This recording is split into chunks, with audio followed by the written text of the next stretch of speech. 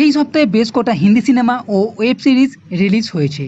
তার মধ্যে একটি হলো কঙ্গনা রানাতের ভারত ভাগ্য বিধাতা।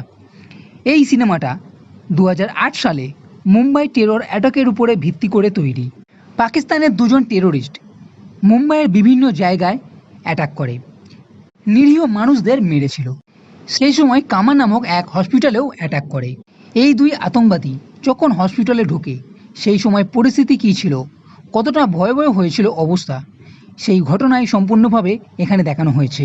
কঙ্গনা রানাত যে নার্সের ভূমিকায় আছে অঞ্জলি, তার কি ভূমিকা ছিল, অনেক রোগীদের সঙ্গে কিভাবে প্রেগনেন্ট মহিলাদের বাঁচিয়েছে এবং পরিস্থিতি বুদ্ধি কাজে লাগিয়ে কিভাবে দুই আতঙ্কবাদীদের আটকেছিল, এই সব কিছুই এখানে দেখানো হয়েছে।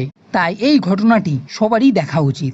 এইবার আসি এই সিনেমা কেমন হলো সেই বিষয়ে।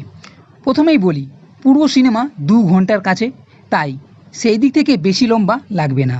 এই সিনেমা যেহেতু নার্স অঞ্জলির উপরে তৈরি, তাই প্রথম 40 মিনিট একটু ধৈর্য ধরে দেখতে হবে। তাই এর ব্যাকগ্রাউন্ড তৈরি করতেই অনেকটা সময় নেয়।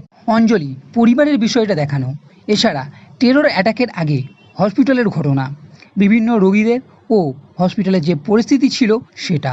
তবে এই সমস্ত জিনিস যে খুব একটা খারাপ সেটা বলছি না, তবে 40 মিনিটটাকে একটু ছোট করে দেখালে আরও বেশি ভালো হতো।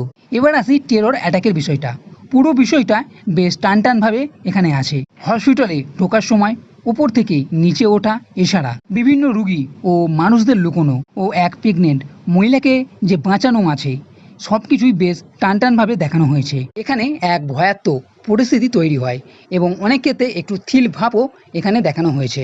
সব মিলিয়ে একটা কথা তো বলবো, এই সিনেমা কমার্শিয়াল কতটা হিট হবে সেটা বিষয়ে বলতে পারছি না, তবে আমার মতে সবারই এই সিনেমা একবার হলেও দেখা উচিত।